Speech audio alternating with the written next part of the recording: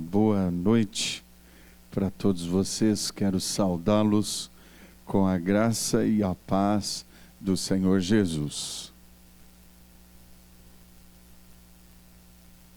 Então vamos lá, um amém bem gostoso. Quero saudá-los com a graça e a paz do Senhor Jesus. Aí melhorou. Vocês estão parecendo vascaínos, poxa vida. Que é isso, minha gente? É um prazer poder estar aqui com vocês nessa noite. Estivemos ontem à noite, hoje pela manhã. Ontem à noite foi um tempo bem gostoso, bem divertido. Dividimos algumas coisas aí com casais. E foi valioso a gente ver toda aquela turma, né? 60 casais aqui numa noite de festa. Quero agradecer o pastor. Eu não consigo chamar de reverendo, gente. Desculpe, me perdoa. Eu só consigo chamar de pastor, pessoa assim. Eu sou um mortal lá de São Paulo, já viu? O pastor Roster apresenta aqui, ó. Só lembra de uma coisa: tira todas essas coisas aí de títulos e lembra Alcindo miserável pecador e alcançado pela graça.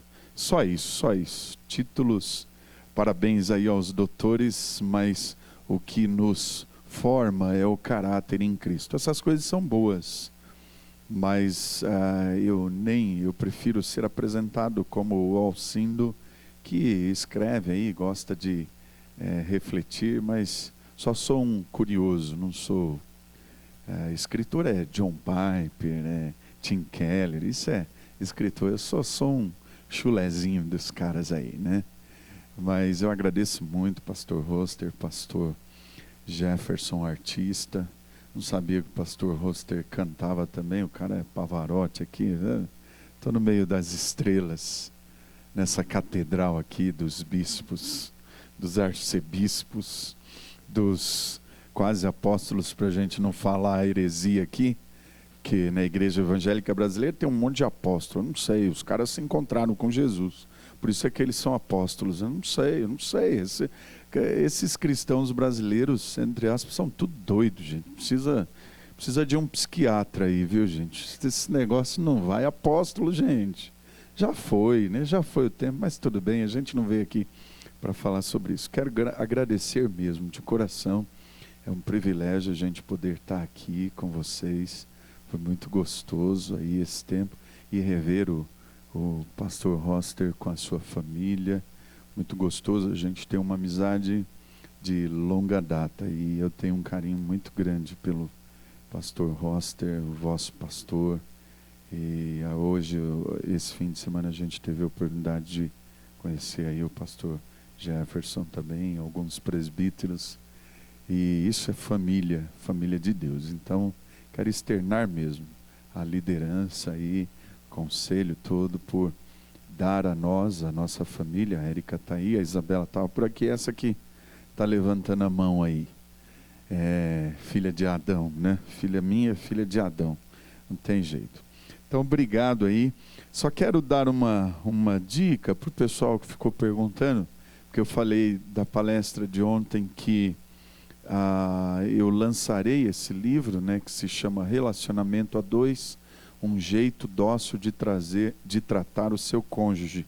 Eu esqueci de falar ontem, esse livro ele já está disponível na versão digital. Ele não foi lançado ainda, mas um amigo meu que trabalha com a Kindle e é um dos parceiros da Amazon no Brasil, ele fez a gentileza de colocar o livro lá no Amazon. Então, se você quer presentear ou quer ele em versão digital, já está prontinho lá para você adquirir ou dar de presente. Chama lá Relacionamento a Dois em Amazon e aí você encontra o livro lá que com certeza vai, eu acho, né, vai abençoá-lo de alguma maneira. Tá bom?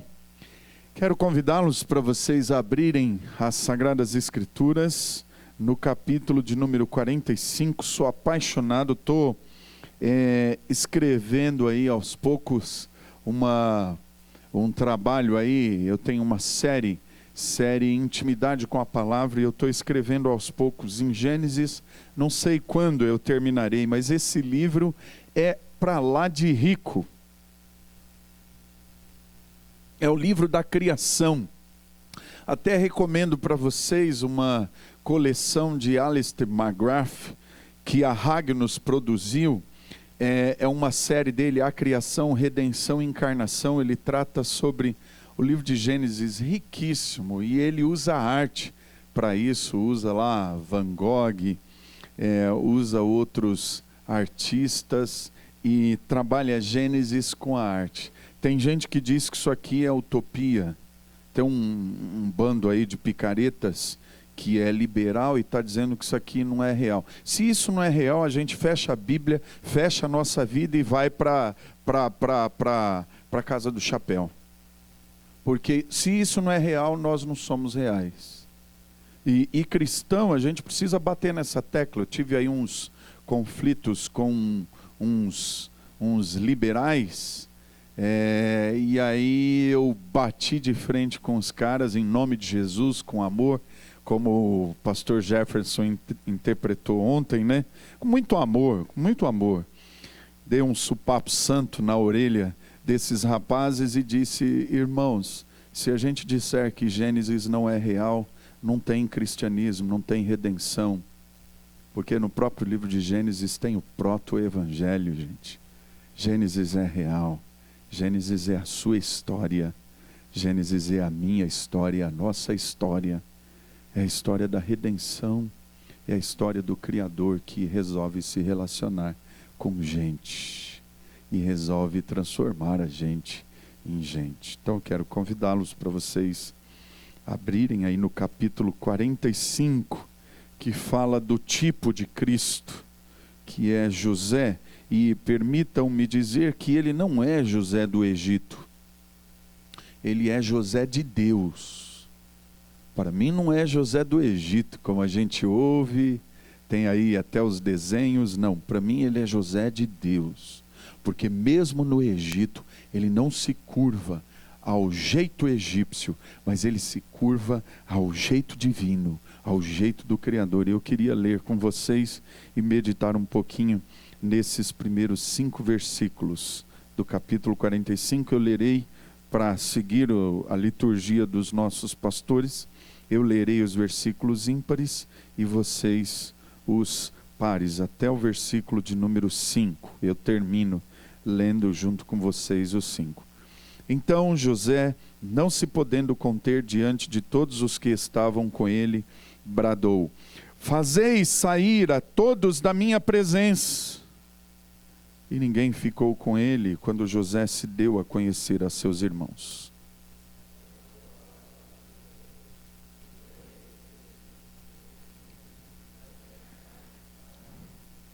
E disse a seus irmãos: eu sou José. Vive ainda meu pai?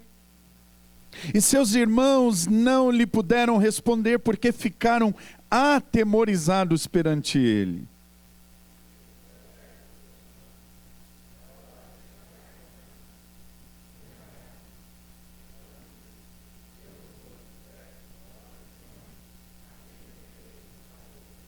Agora, pois, não vos entristeçais, nem vos irriteis contra vós mesmos por me haverdes vendido para aqui, porque para a conservação da vida Deus me enviou adiante de vós. Há um filme, para eu não perder o ritmo, eu citei um monte de filmes para vocês e eu quero citar mais um.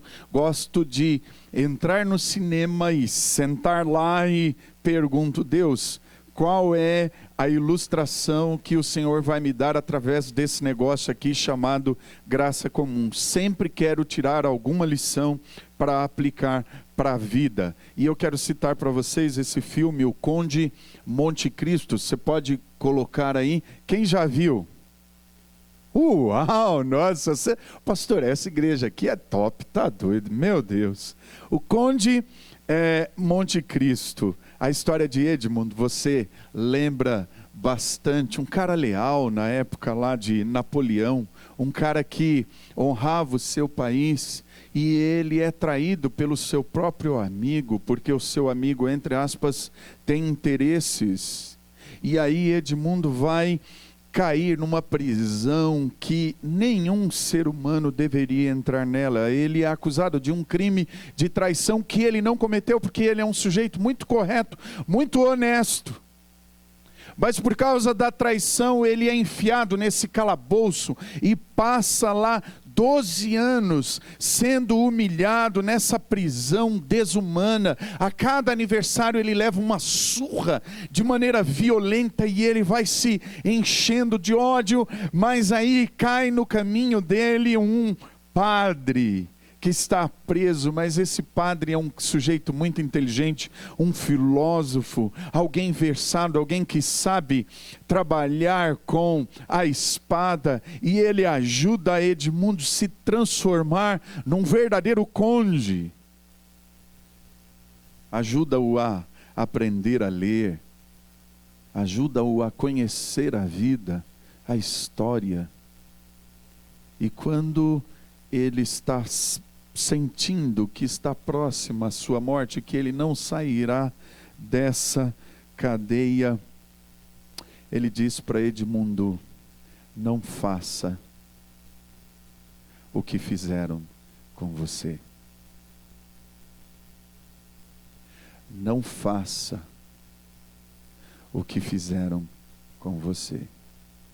Quando você está assistindo esse filme, você imediatamente se lembra de José, o José de Deus, não o José do Egito.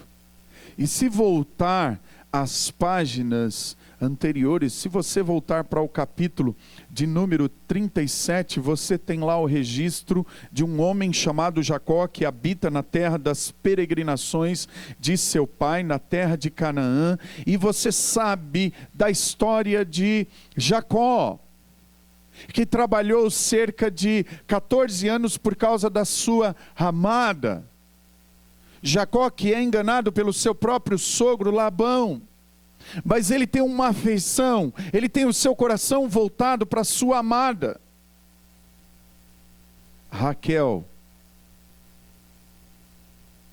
E ele trabalha mais 7 anos, porque o seu sogro deu Lia, e ele amava Raquel e não Lia. E o texto sagrado diz que pareceram poucos dias, tamanho era o amor desse moço por essa moça. Que coisa linda o que as escrituras mostram, demonstram sobre os sentimentos humanos. E Jacó se casa com Raquel, e nesse período todo ele tem uma tribo enorme de filhos, e você conhece bem a história, só que dentre esses filhos ele tem 2 filhos cujo coração dele é completamente inclinado e que é natural, José e Benjamim. No segundo, a sua amada morre no parto. Só que José é um moço para lá de especial, tanto que o texto sagrado diz que seu pai resolve fazer uma túnica especial de várias cores para o seu filho. E como a Bíblia Sagrada mostra o que o ser humano é, mostra a estrutura das famílias, nós não somos os perfeitinhos, nós não somos os santarrões, nós não somos os grandes, os tais, não, nós somos pecadores como quaisquer outros. E a Bíblia mostra claramente nesse texto que há problemas na família de Jacó. É uma família normal, todo mundo tem os seus problemas, as suas dificuldades. E o texto sagrado diz que os seus irmãos têm uma raiva, têm um certo ódio para com o próprio irmão. Porque de fato e de verdade há uma predileção do pai. E é óbvio que você que está aqui, pai, hoje a gente teve um almoço à tarde, havia vários pais e tinha lá uma galera com 3 filhos, os caras da alta produção, mas você percebe que dentre os seus 3 filhos, você tem aquele que você lá no íntimo diz, não, esse sou eu, meu Deus, obrigado, porque o meu xerox, o meu reflexo está aqui. E você guarda, embora você não queira demonstrar isso, mas você tem uma predileção. Eu tenho vários sobrinhos, mas eu tenho a minha sobrinha predileta, porque ela vem, abraça, beija e acaricia e pergunta como é que eu estou e quer vir na nossa casa. Ora, é óbvio que ela é minha predileta, não tem jeito. Assim acontecia com Jacó, e eu quero discordar de alguns teólogos, essa é uma visão que eu tenho. Se você não quiser concordar, beleza, tudo bem, não tem problema. Mas eu vejo muito mais predileção por causa de uma paixão, de um amor profundo que ele tinha pela sua amada. E aí tem o José, que é o primeiro filho do casal que trabalhava um amor genuíno. Então ele tem uma predileção. E ele não consegue se segurar diante dela. Só que isso provoca uma rebelião nos outros filhos. E aí você conhece toda a história. Um dia seu pai pede para José ir ver os seus irmãos, como é que eles estão se comportando. E José vai atrás dos seus irmãos. E quando os seus irmãos o viram de longe, antes que ele chegasse onde estavam, o texto sagrado diz lá no versículo 18 do capítulo 37, que os seus irmãos conspiraram contra ele para o matarem. A família da aliança, gente. Eu gosto do Dr. Van Groningen, que a gente conviveu um tempo lá com ele no JMC. Ele trabalha muito essas questões dos defeitos na família da aliança. Isso prova que nós somos pecadores. Tem dia que você quer matar o seu irmão, não é não? De raiva por aquilo que ele fez, pelas ações. Você não diz, claro, tudo bem, eu compreendo, eu entendo o seu lado, mas que você quer matar o seu irmão, você quer. Até dar um supapo na orelha dele, bem santo, mas você quer. Essa é uma verdade, não tem jeito. E aqui acontece.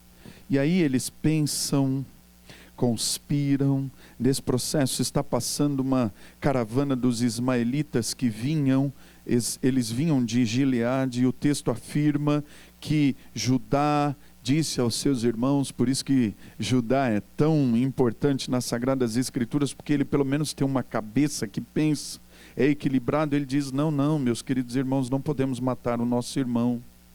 Então está passando essa caravana, vendamos José para essa caravana, e aí ele é vendido. E aí você conhece a história, ele parará no Egito, conforme o capítulo de número 39 nos informa, e chegando ao Egito, ele vai parar lá na casa de Potifar, oficial de Faraó, que o comprou dessa caravana. E o texto diz, logo no início, que Deus era com José. Por isso José não é o José do Egito, José é o José de Deus, porque Deus é com José. E o texto sagrado diz que a casa de Faraó veio a ser próspera por causa desse moço de 17 anos de idade, que anda com Deus, que reflete Deus, que respira Deus na sua alma e no seu coração. E depois de ele, dentro do projeto divino, estar lá no Egito, ele é usado para ensinar gente, para levar pessoas a se tornarem mais sábias. As pessoas passam no caminho de José e ouvem falar sobre o Deus de Abraão, sobre o Deus de Isaac e sobre o Deus de seu pai Jacó. E eu quero deixar alguns princípios aqui para o nosso coração, para a gente sair daqui pensando sobre o nosso papel como cristãos, porque o nosso papel é amar as pessoas, e o papel de Deus é torná-las melhores por sua graça, mas o nosso papel nessa história é amar as pessoas, e isso acontece através dos relacionamentos. E na vida de José, isso é impactante, é absolutamente impactante. Então eu quero trabalhar a primeira lição para nós. Pode colocar aí, por favor, meu querido. E eu queria que vocês repetissem essa lição aí. Podem repetir?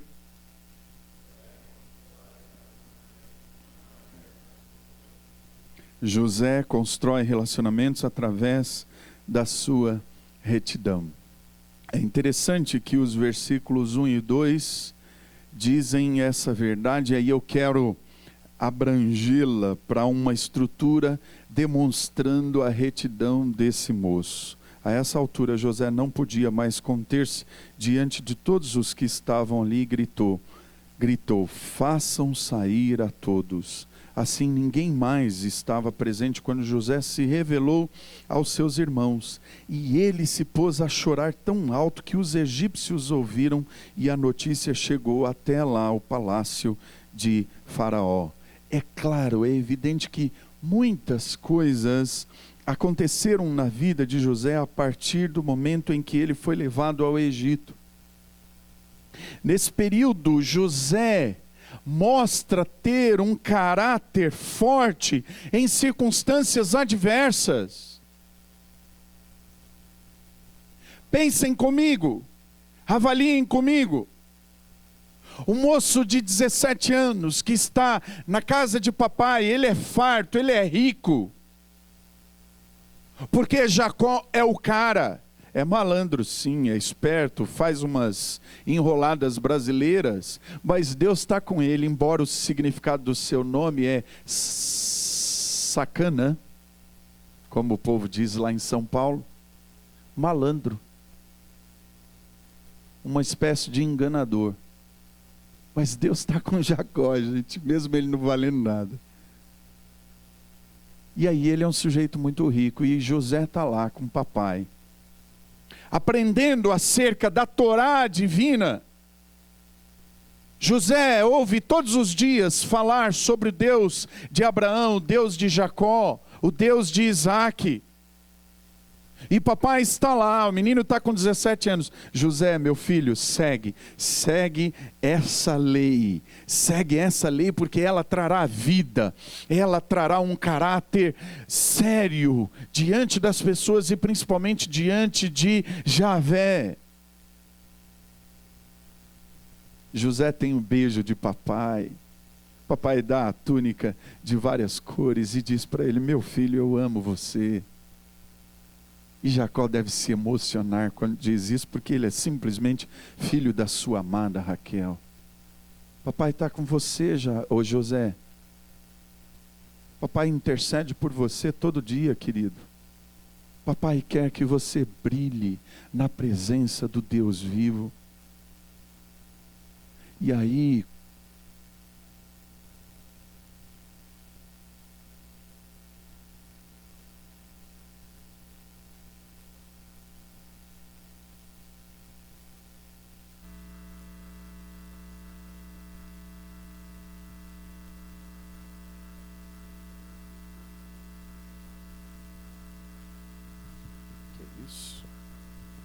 obrigado você, meu querido. E aí você vê, nesse processo todo, José perde todo esse contato com o papai, perde toda a presença dos seus irmãos, embora eles pisassem na bola e tivessem raiva dele. Mas era ali, era a cultura, era a família da aliança, era o cultivar da presença de Javé, todo dia, todo tempo. E agora José vai parar com 17 para 18 anos, numa terra que ele não conhece, não sabe falar a língua desse povo. De príncipe ele passa a ser escravo, ele vai parar na casa de Potifar para lavar os animais, para lavar os pés de seu senhor, para servir a sua casa. De príncipe ele passa a ser esse tal escravo, e ele vai para uma nação que adora os deuses. Faraó é um deus. Como é que você faz? Como é que você se comporta diante de um processo todo? como esse. Um jovem de apenas 17 anos de idade, mas gente querida, ele é escolhido por Deus para servir como seu agente pactual, agente da aliança dentro do reino celestial. E em todas as atitudes de José, ele é como um tipo de Cristo, ele é um varão santo, ele é um moço sério, ele é um moço digno de ser chamado um membro da aliança divina. Olhem para a história bíblica desse moço e percebam o que é um moldar do eterno na vida de um moço de 17 anos apenas. Ele aprende a ser um jovem humilde e com princípios, e Deus está com ele em todos os processos da sua vida. O status de filho favorito que José tinha, ao invés de fazê-lo orgulhoso e esnobe, despertou-lhe o desejo de viver à altura das expectativas dos seus pais. Os sonhos que Deus lhe deu convenceram-no não do fato de que ele era muito bom, de que ele era o bam, mas serviram para mostrar o quanto ele era servo e o quanto ele influenciaria outras pessoas. Com uma tarefa de dignificar Deus, de honrar Deus, de celebrar Deus. José é acusado de coisas que ele não fez. E mesmo assim ele permanece firme. Seus irmãos o venderam como escravo. E ao invés dele nutrir no coração um espírito de autocomiseração, ao invés de gerar nele vingança e ódio, José mantém a sua atitude confiante no caráter de Deus, continua íntegro, continua santo. Ele passa por 13 anos de buracos. O primeiro buraco é quando seus irmãos jogam-no lá. O segundo buraco é quando ele é acusado de um estupro que ele não cometeu. E ele é colocado por Deus para ter um teste nos relacionamentos, no habitat normal dele, e Deus coloca essa moça para aprender com José o que significa ser fiel, o que significa reverenciar Deus. E diante dessa moça, ele é aprovado no seu caráter, porque a moça fica provocando, fica incitando, porque o moço é bonito, afinal de contas, ele é filho de Jacó. Jacó é de Isaac. Isaac é de Abraão. Só gente bonita, só gente bela. Então imaginem José, o Brad Pitt aqui, do Velho Testamento, do livro de Gênesis.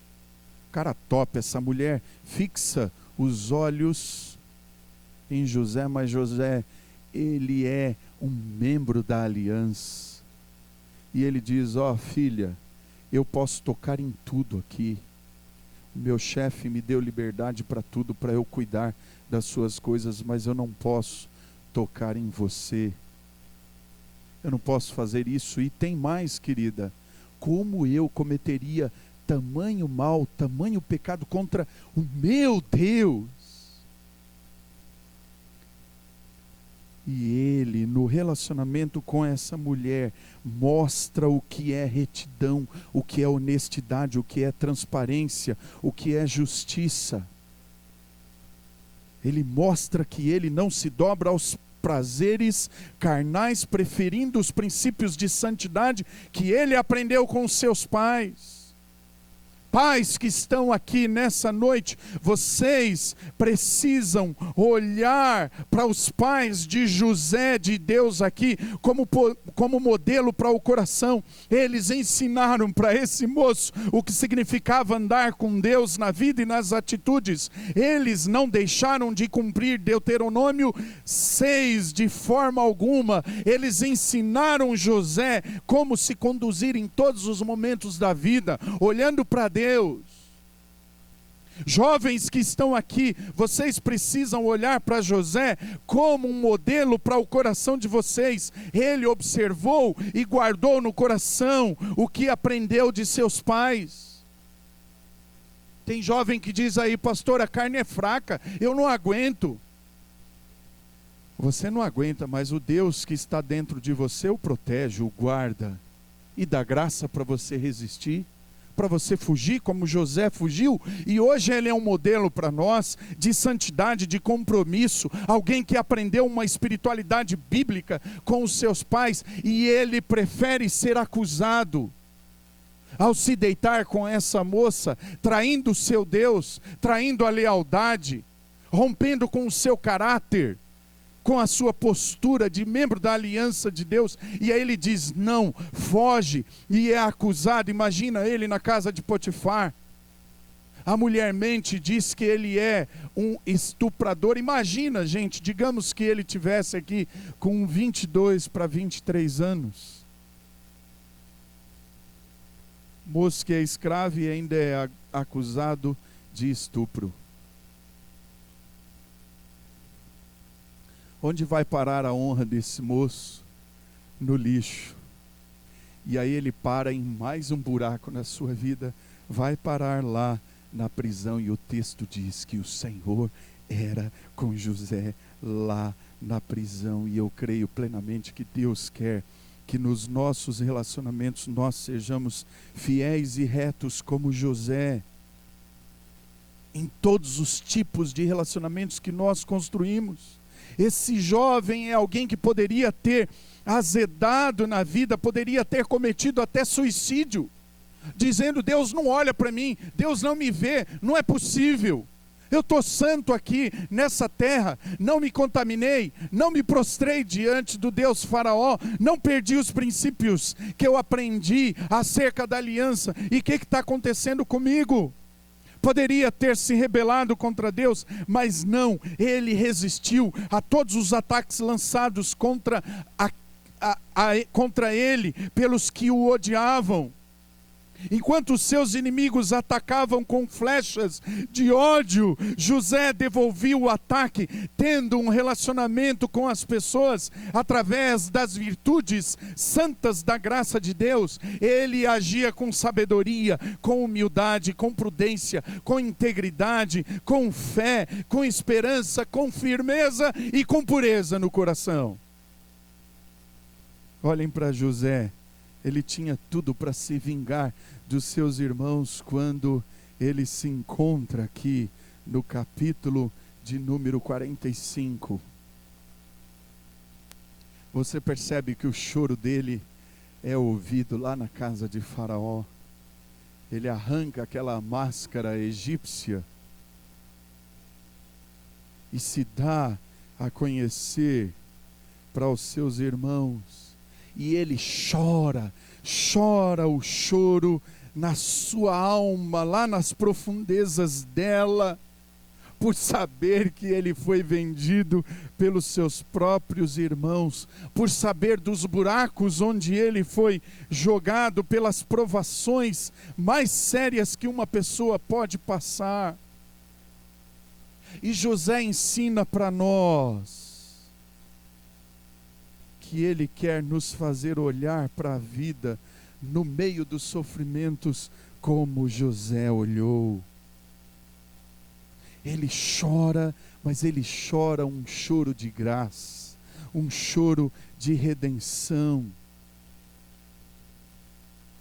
Porque José, mesmo no meio de tanta dor, olha tudo com a graça de Deus, e a gente vai ver isso já já. E Deus quer que nós sejamos serenos como José em todos os relacionamentos da vida. Deus quer que resistamos aos ataques lançados contra nós como José resistiu. Ele devolvia os ataques com as virtudes da graça de Deus. Deus quer que nós construamos relacionamentos baseados na retidão.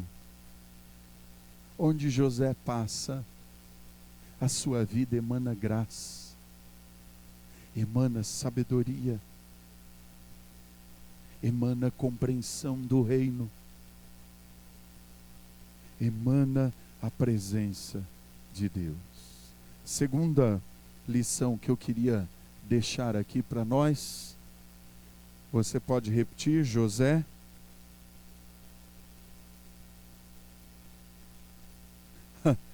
Versículo de número 3 e versículo de número 4.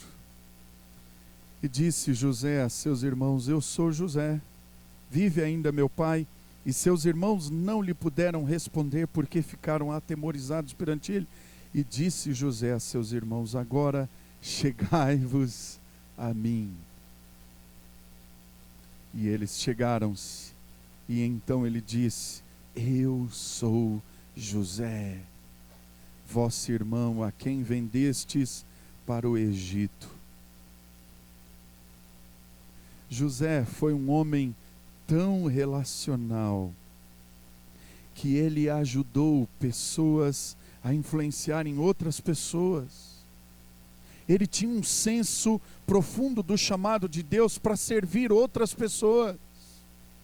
Por isso ele não é o José do Egito, ele não é Zafenate Paneia, o salvador do mundo.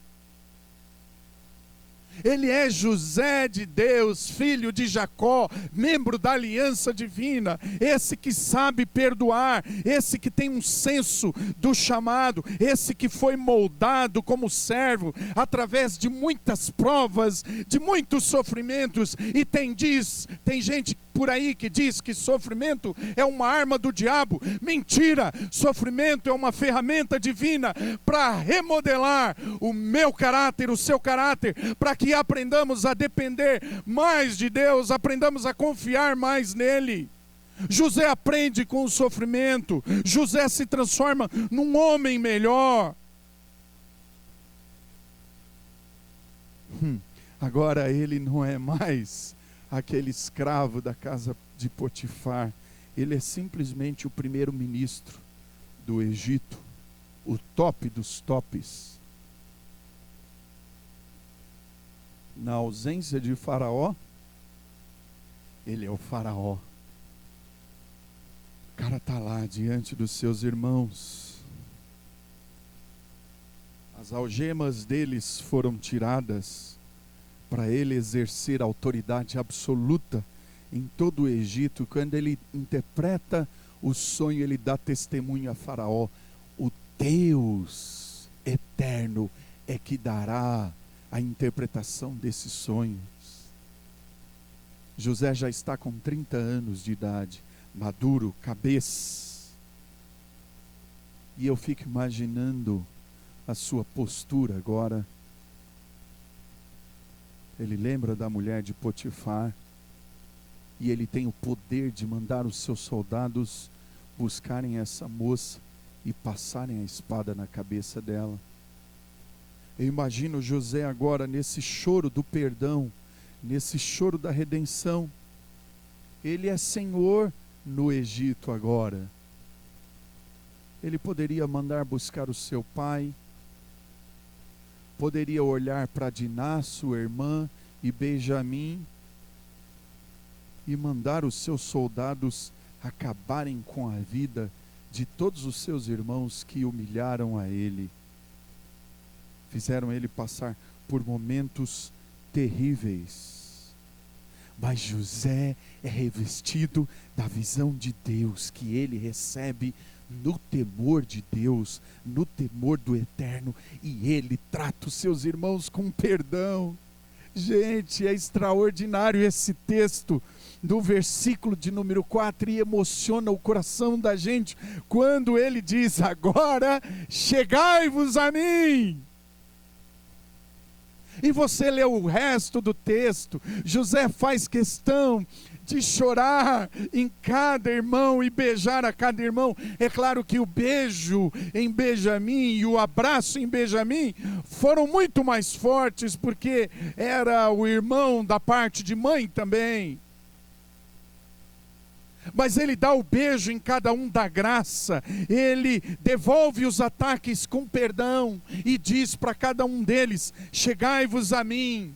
E ele chora o choro do perdão.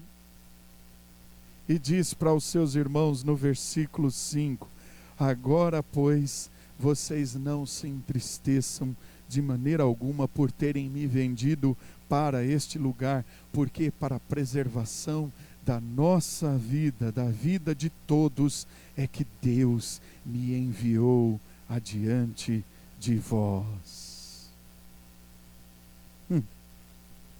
Isso é história de redenção.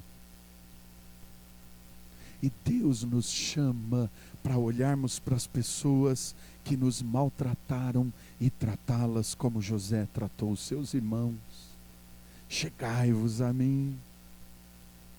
Ele entende o que é graça, ele entende o que é preservação divina, providência divina, ele entende qual é o propósito na vida para o coração dele. Por isso ele se enche de perdão. Por isso mesmo, diante da atrocidade feita pelos seus irmãos, ele perdoa com a graça que recebeu de Deus Pai. E o convite de José para nós nesse texto é que façamos o mesmo com aqueles que nos feriram, com aqueles que nos humilharam, com aqueles que nos deixaram para trás, com aqueles que nos colocaram para escanteio, com aqueles que nos feriram em alguma trajetória da nossa história, com aqueles que não quiseram estender a mão para nós, com aqueles que nos fizeram sofrer em vários detalhes da vida. Deus nos convida para essa fala divina de José, que é tipo de Cristo: chegai-vos a mim, como que dizendo, eu perdoo tudo que você fez, toda a humilhação que você me fez passar, toda essa dor causada na minha mente, no meu coração. José não se deixa levar pelas circunstâncias da vida, mas ele olha para as promessas do Deus eterno em quem ele crê. E por isso ele diz aos seus irmãos: não se preocupem por vocês terem me vendido para cá, porque isso foi um propósito divino, foi para a preservação da vida. E eu quero dizer para vocês que eu perdoo. E ele demonstra isso, abraçando-os, beijando-os e dizendo: busquem papai.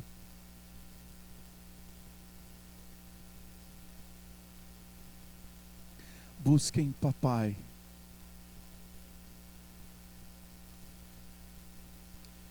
E voltem para cá, porque ainda tem mais 5 anos de fome.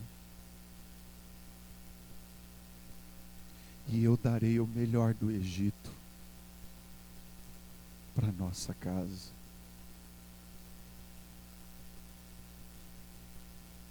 Porque o mal que vocês fizeram contra mim, Deus o tornou em bem.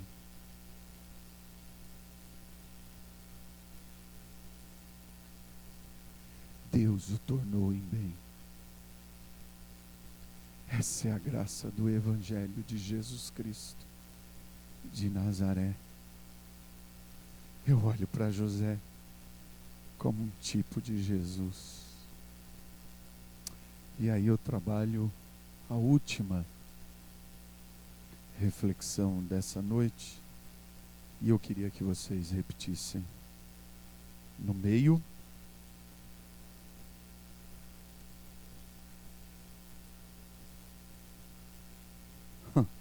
esse versículo de número 5 e o versículo de número 7. É impressionante. Deus me enviou adiante de vós para conservar vossa sucessão na terra e para vos preservar a vida por um grande livramento. Assim não fostes vós que me enviastes para cá, e sim Deus, que me pôs por pai de Faraó e senhor de toda a sua casa e como governador em toda a terra do Egito.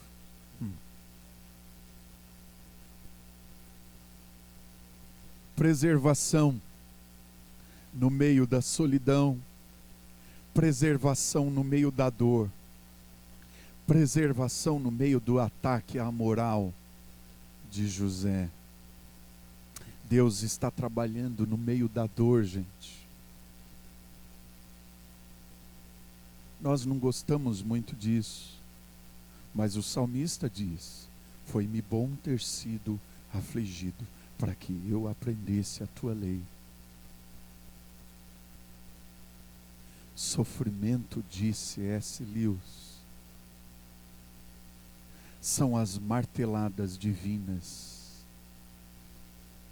para nos burilar como uma joia, para que aprendamos a depender de Deus, a depender do seu caráter.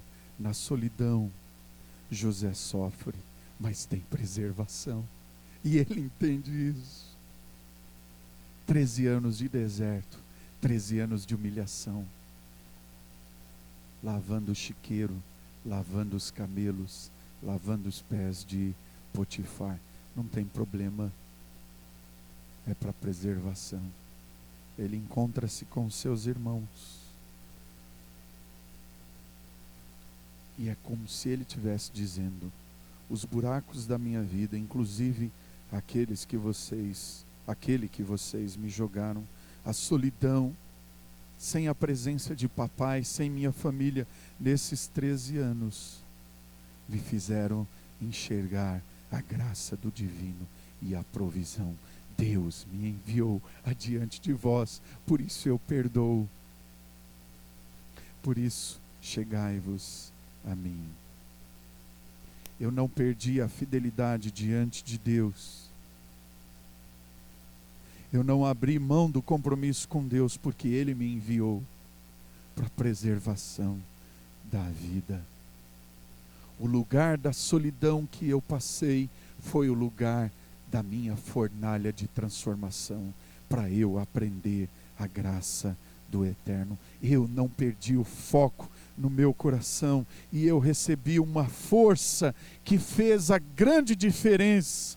Eu não me enfraqueci diante das perseguições e dificuldades, mas, como o papai vai dizer lá na frente, o arco de José ficou firme e os seus braços se tornaram ativos, porque ele era um homem de Deus. Ele entregou o seu coração pela graça do mover divino, e pela graça do mover divino ele confiou no caráter de Deus, mesmo no meio dos buracos e da solidão. A fé de José não vacilou, a sua obediência sempre foi rápida e profunda. Ele confiou no caráter de Deus e pouco a pouco aprendeu os planos da providência divina, e por isso ele construiu relacionamentos através da retidão e do perdão. Por isso ele diz: chegai-vos a mim. Peço-vos, chegai-vos a mim. É o que outra tradução diz. Quero encerrar, e aí eu vou colocar um vídeo para vocês. Pode colocar a afirmação do livro. Eu queria que vocês lessem essa afirmação, por favor. Podem ler?